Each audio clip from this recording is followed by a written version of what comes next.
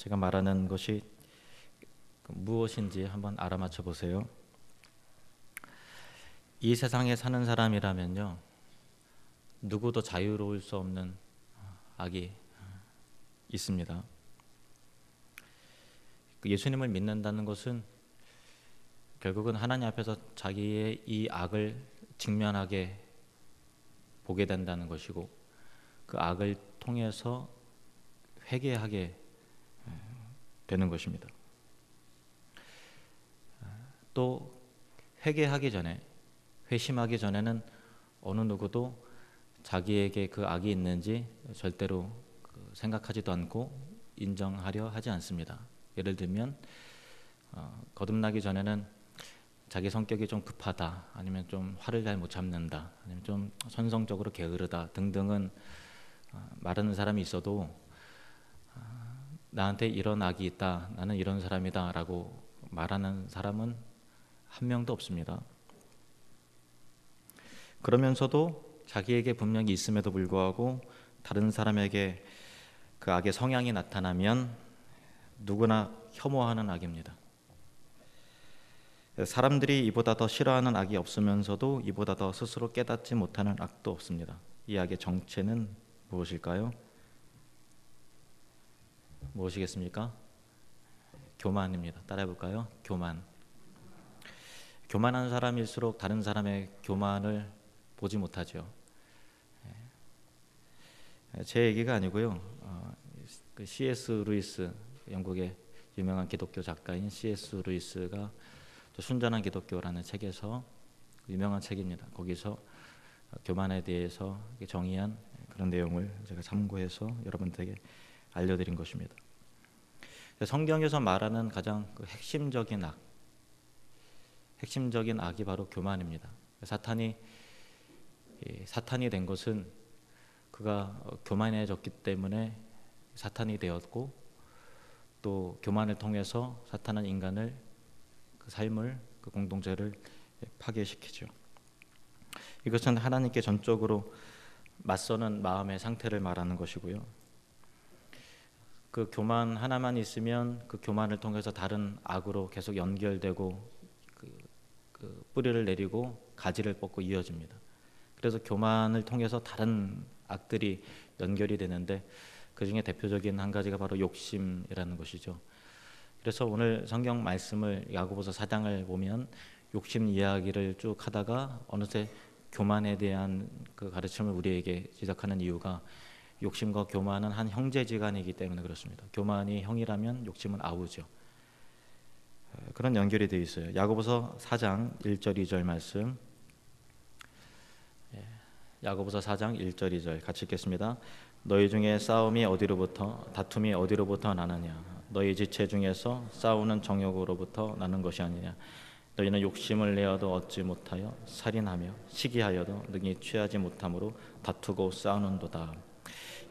아멘. 여기까지 있습니다. 다툼과 싸움이 욕심 때문이다라는 것이죠. 지난주에 살펴본 말씀입니다. 6절 중반절부터 보시면요, 6절 시작. 일러스되 하나님이 교만한 자를 물리치시고 겸손한 자에게 은혜를 주신다 하였느니라. 욕심에 대한 이야기하다가 어느샌가 주제가 교만으로 이게 넘어가죠. 교만이라고 하는 별개의 주제를 말하는 것이 아니고요, 욕심과 연결된 것이, 그 근원이 바로 교만이기 때문에 그 근원적인 그 교만의 악에 대해서 가르쳐주고 있는 그런 것이죠.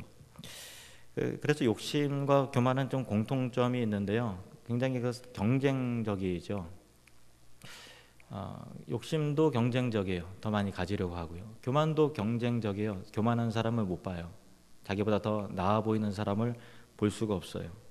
그래서 경쟁 구도로 가기 때문에 서로의 관계가 파괴되기 시작하죠. 거기서 다툼과 싸움과 또 이기심과 또 탐욕과 그런 것들로 연결이 되죠. 그 교만이라고 하는 것은 단순히 무언가를 가지는 것에 만족하지 못하고 옆 사람보다 더 많이 가져야 만족을 하죠. 우리는 가끔 사람들 가운데서 돈이 많고 똑똑하고 또 예쁘거나 또 잘생긴 사람, 자기의 외모를 뽐내는 사람들을 봐요. 그러면 그냥 절대적 기준에서 예쁘고 돈 많은 것을 뽐내는 것이 아니라 상대적 기준, 다른 사람보다 내가 더 많이 가졌다고 여기고 다른 사람보다 내가 더 예쁘다고 생각하고 다른 사람보다 내가 더 높은 지위에 있다라고 하는 그 비교 우위에 대한 그 즐거움, 그것으로 인해서 뽐내는 거예요. 역으로 말해보면 어떤 의미가 하면 다 똑같이 소유가 다 똑같고 또 어떤 잘생긴 기준이 다 똑같고 하면 뭐 뽐내고 자랑할 이유가 아무것도 없겠죠. 다른 사람보다 좀 나아 보이기 때문에 자랑하고 뽐내는 것이죠. 그 사람들은 어떤 그 죄의 본성이 있는가 하면은 그 다른 사람과 비교를 은근히 즐기고 그 우월감에서 즐거움을 누리려고 하고 그 우월감을 발견하지 못하면 열등감에 사로잡히죠. 그 열등감의 그 이면에는 이 교만이 도사리고 있는 거예요. 교만한 사람이 열등감도 갖고 교만한 사람이 우월감도 갖는 것입니다. 그 본질적으로는 똑같아요.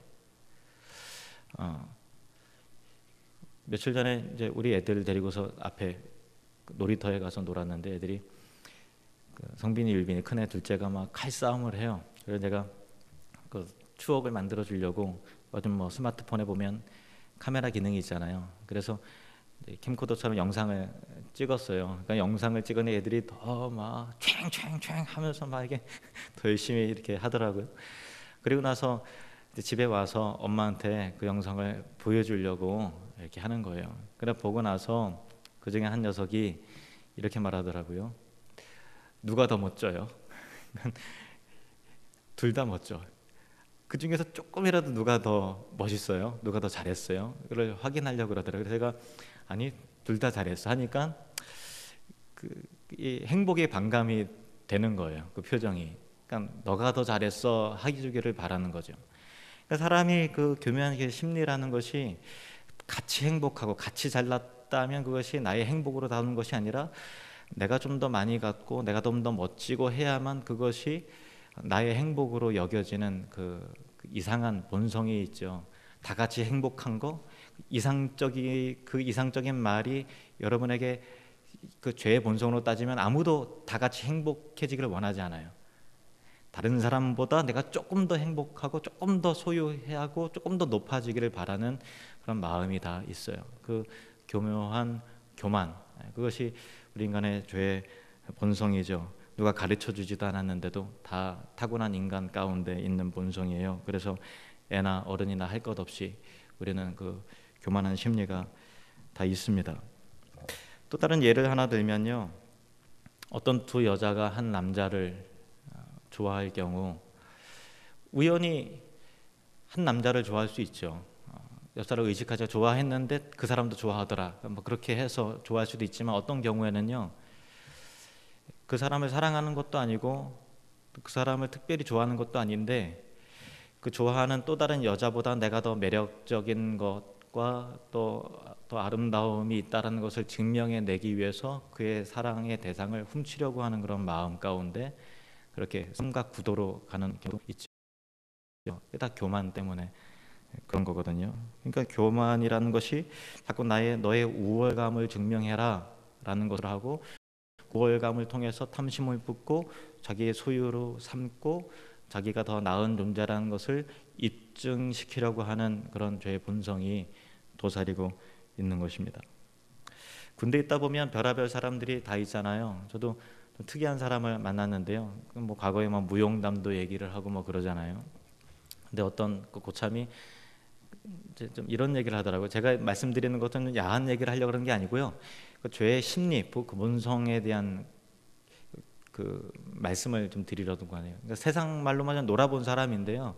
자기는 이 처녀보다는 아줌마들하고 이제 아줌마들 부인들과 이게 사랑을 나누는 게 훨씬 더 좋다고 그러더라고요. 그래갖고 이해가 안 갔어요. 왜 좋습니까? 잘 모르겠대요. 왜 좋은지. 아줌마가 그렇게 좋대요.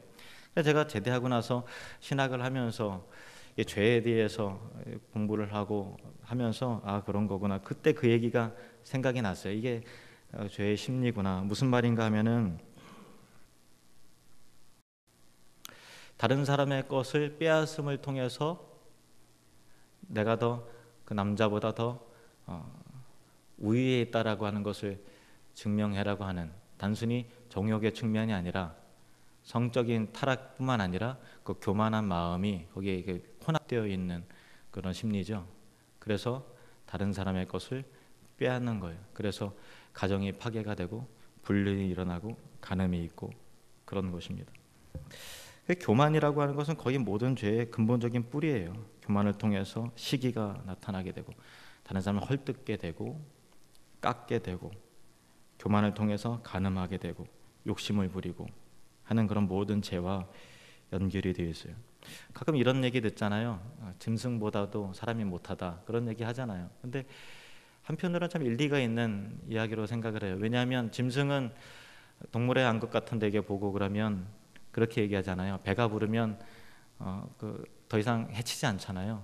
배부르면 암만 동물의 왕 사자라 할지라도 취미로 짐승을 잡고 그러진 않아요. 그러니까 썩어 문드러질 정도로 막 소유와 탐심을 품지 않아요. 그냥 육체적인 본능을 만족할 때까지만 그렇게 하죠. 근데 사람은 만족이라는 게 없죠. 배가 불러도 필요 이상의 것을 소유하려고 하죠. 필요 이상의 것에 탐욕을 품고 다른 사람의 것을 짓밟아 뭉개려고 합니다. 사람이 짐승밭도 못하다라고 하는 표현을 쓸 때는 인간의 교만, 그 죄성을 바로 지적하는 말이 아니겠습니까? 교만이라고 하는 것은 사람과 경쟁적이고 또 사람과 하나님과 적대적으로 만드는 거예요. 그래서 하나님은 교만한 사람을 제일 싫어하십니다. 그러니까 세상에 다른 죄들이 있잖아요. 뭐 간음죄도 있고 무슨 죄도 있고 등등 뭐 이렇게 뭐 어떤 술 취하고 방탕하고 또 뭐 잘난 체하고 하는 뭐 그런 것도 있는데 그 근본의 교만인데 다른 사람들이 말하는 그런 죄에 비하면 그 교만에 비하면 그런 뭐 술 취하고 방탕하고 좀 노름 좀 하고 그러는 거는 세 발의 피해예요.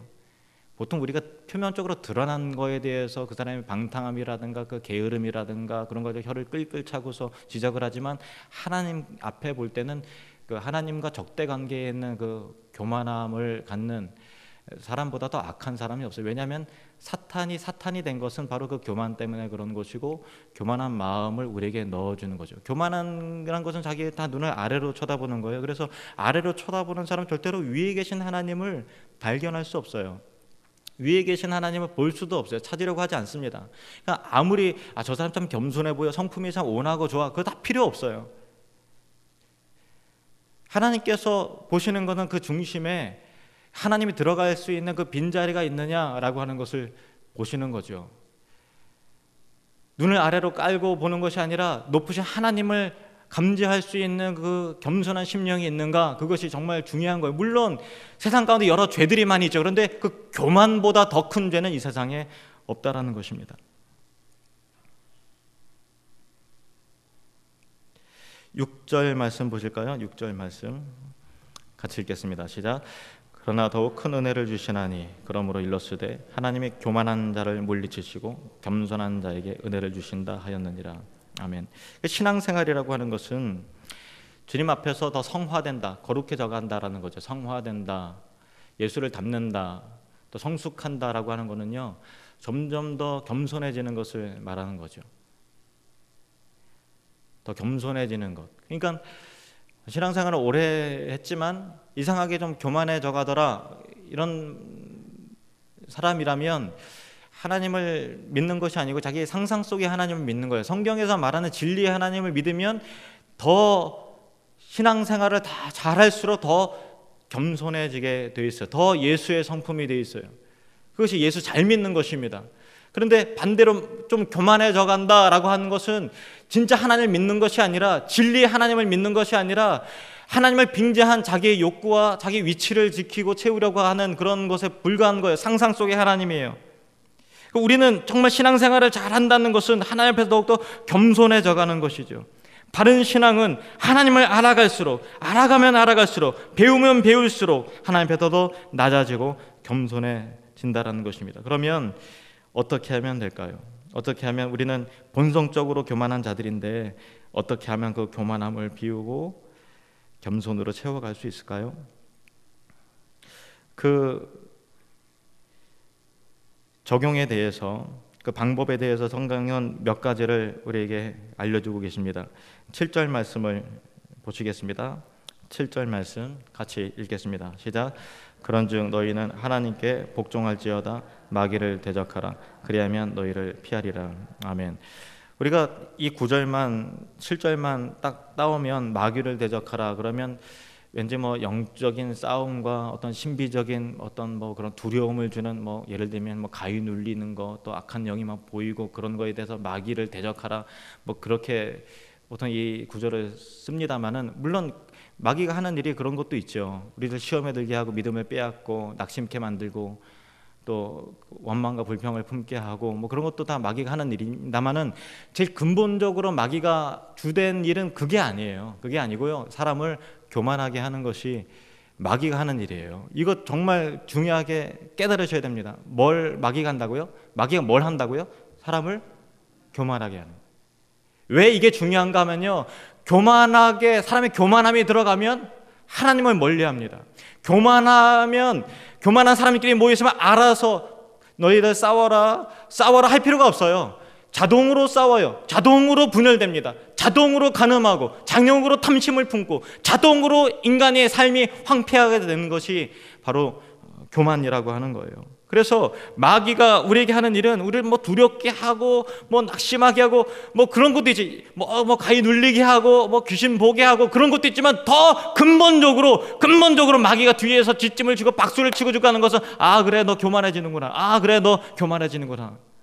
이걸 제일 좋아한다라는 거예요. 그럴 때 뭘 하라고요? 마귀를 대적하라. 따라하게 하겠습니다. 마귀를 대적하라. 그러니까 내가 잘난 것 같고 정말 스스로가 뭐 대단한 존재인 것 같고 할 때 그때 하는 것이 사탄아 물러가라 라고 하는 것이 그때 하는 말인 것입니다. 사탄아 물러가라. 너는 나를 넘어지게 하는 자로. 정말로 중요한 부분이 이거예요. 우리는 정말로 겸손해야 되는 거예요.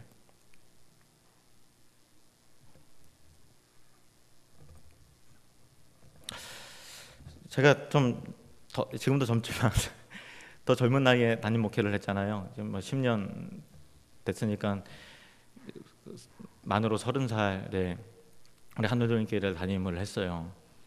그때는 제 나이 때 우리 교회가 뭐 큰 교회도 아니지만 뭐 엄청 작은 교회는 아니잖아요. 그러니까 제 나이 때 우리 교회 같은 규모를 목회하는 동기들이라든가 주변의 목사가 없었던 것 같아요. 없었어요. 근데 그때 지금도 물론 연장선에 있습니다만 그때 재정적으로 참 어려웠잖아요. 그때 아시는 분들 아시겠지만 참 어려웠어요. 재정적으로 참 어려워서 이제 보통 우리 교회의 책임은 선교사님 복음을 위해서 수고하는 사람들을 선교사님들을 잘 대접을 하고 쉴 수 있도록 해드리는 것이 이 교회 사명 중에 하나인데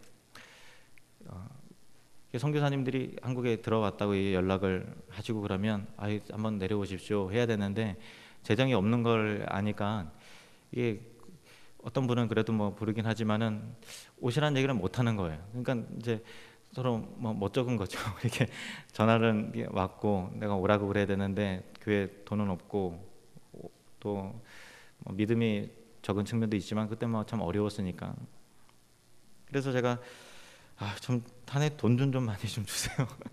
우리 성도 제발 좀 사업 좀 잘 되게 해줘서 이제 막 구제도 하고 선교도 하고 막 이렇게 했으면 좋겠어요. 그런 생각이 들었어요. 그런데 그때 뭐 대박 나서 뭐 부자 되신 분이 별로 없고 그냥 다 그렇게만 하시더라고요. 근데 제가 지나오면서 그런 생각을 해요. 제가 마음대로 그냥 구제하고 선교하고 그렇게 되면 자기도 모르는 사이에 갑의 행세로 뭔가 인심 쓰는 것 같이 은혜를 베푸는 위치에서 그렇게 하면은 얼마나 교만해졌을까 그런 생각해요. 하나님께서 우리 재정적인 측면도 이게 안전장치인 거죠. 저와 여러분의 안전장치인데 여러분도 정말 두려운 게 뭐냐면 인생에 그 환란이 있고 경제적으로 어려움이 있고 하는 것이 정말 두려운 게 아니고요. 순간 잘 나가고 사업이 잘 되고 떼돈 벌어서 하나님을 모른다 하고 자기 공로인 것처럼 하고 교만해지고 몸이 뻣하게 굳는 것보다 더 큰 재앙이 사실 없는 거죠. 하나님께서 저와 여러분에게 어느 정도 겸손함을 갖고 가게 할 수 있는 그런 환경을 주시는 것이 그 참 은혜인 것입니다. 같이 한번 따라해볼까요? 내키진 않을지라도 믿음으로 따라합시다. 주여 계속 그런 은혜를 주시옵소서. 아유, 환난을 계속 달라는 그건 아니지만 겸손할 수 있도록 우리는 본성적으로 교만해서요, 교만해질 수 있는 토양이 조금이라도 있잖아요. 그러면은 금방 교만해지는 게 우리거든요. 저도 그렇고 여러분도 그렇고 그런 것입니다. 그래서 좀 어렵더라도, 좀 늦게 가더라도요, 진짜 경기 참 어렵다 한다 할지라도 하나님 앞에서 참 겸손해지는 것이 훨씬 큰 복이에요. 역설적으로 말하면 한국 교회가 굉장히 잘 나갈 때 그게 복이 아니라 지금 세상에서 지탄도 받고 꼬리도 내리고 진짜 우리가 잘해야 되는데 이런 마음을 품고 가는 것이 하나님 앞에 훨씬 더 큰 복 아닙니까? 그런 복이 있다라는 거예요. 겸손해야 되는 거예요. 하나님 겸손. 저도 그렇고 여러분도 그렇고. 그런데 우리는 겸손해야지 한다고 겸손해지지 않잖아요. 겸손합시다 하면 갑자기 겸손한 마음이, 없던 겸손이 막 생깁니까? 나는 겸손해 하는 교만함이 생기지 않아요? 어떻게 하면 겸손해질까요? 어떻게 하면 우리는 정말 교만함이 꺾여질 수 있을까요? 우리 본성의 악함을 어떻게 하면 벗을 수 있을까요? 방법은 하나밖에 없어요. 뭐냐면 하나님을 가까이 하는 것입니다. 8절 말씀 보실까요? 8절 시작. 하나님을 가까이 하라. 그리하면 너희를 가까이 하시리라. 죄인들아 손을 깨끗이 하라. 두 마음을 품은 자들아 하나님을 마음을 성결하게 하라. 거룩하신 하나님을 가까이 갈 때 사람은 비로소 나의 허물과 더러움이 드러나는 것입니다. 높은 하나님께 나아갈 때 우리는 비로소 낮은 존재임을 알게 되는 것입니다. 사람은 비로소 겸손해지는 거예요. 사람끼리만 있으면 겸손함이라는 것은 없어요. 그냥 상대적으로 열등감과 비굴해지는 그런 것은 있다 할지라도 참된 영적인 의미에서의 겸손은 하나님 앞에 설 때, 거룩하신 하나님 앞에 설 때 우리의 죄와 교만함은 꺾어지게 되는 것이고 납작 엎드린 죄 겸손함으로 하나님 앞에 나아가게 되는 것이죠. 하나님을 가까이 하라. 그리하면 너희를 가까이 하시리라. 그러면 우리는 어떻게 하면 하나님을 가까이 할 수 있을까요? 그것도 한 가지 방법밖에 없어요. 성경대로, 성경에 말씀하시는 대로 요한복음 14장 6절 말씀 보십시오. 요한복음 14장 6절 함께 읽겠습니다. 시작.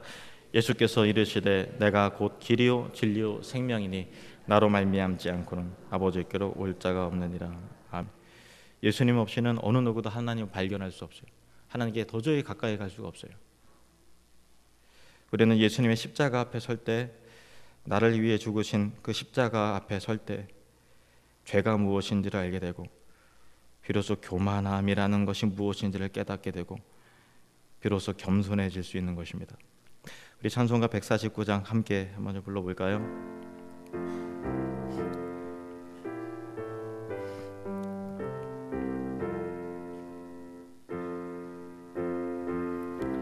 주 달려 죽은 십자가 우리가 생각할 때에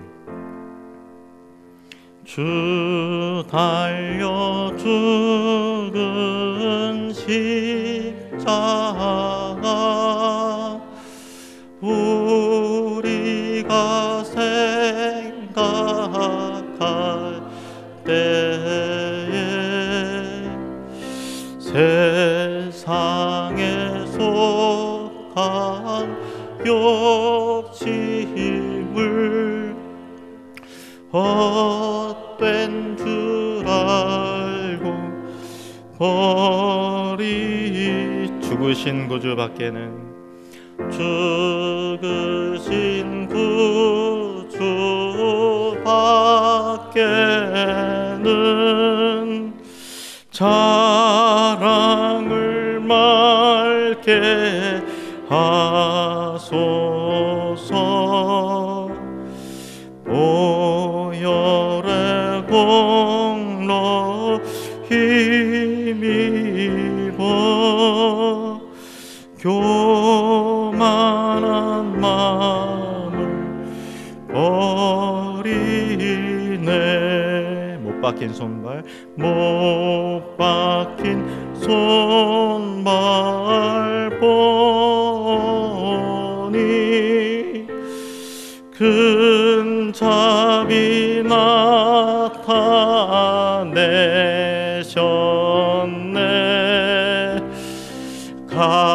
가시로 만든 멸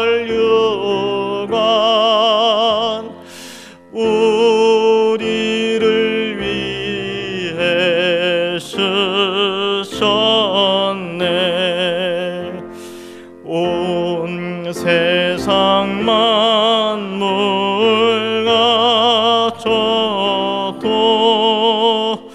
주내 못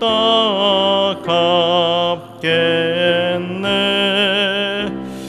놀라운 사랑 받은 나 몸으로 제물 삼겠네. 아멘. 주 달려 죽은 십자가, 우리가 생각할 때 세상에 속한 욕심을 헛된 줄 알고 버리네. 죽으신 구주밖에는 자랑을 말게 하소서. 보혈의 공로 힘입어 교만한 마음을 버리네. 그 진정한 겸손, 우리 안에 도사리고 있는 교묘한 그 교만이 깨어지게 되고 그 겸손을 알게 되는 것은 십자가 외에는 방법이 없는 것이죠. 저와 여러분이 날마다 십자가 앞에 가까이 가시는 그런 은혜가 있기를 주님의 이름으로 축원합니다. 8절을 다시 보시면요, 하나님을 가까이 하라. 그리하면 너희를 가까이 하시리라. 죄인들아 손을 깨끗이 하라. 두 마음을 품은 자들아 마음을 성결하게 하라. 두 마음을 품은 자들, 왜 두 마음을 품은 자들인가 하면은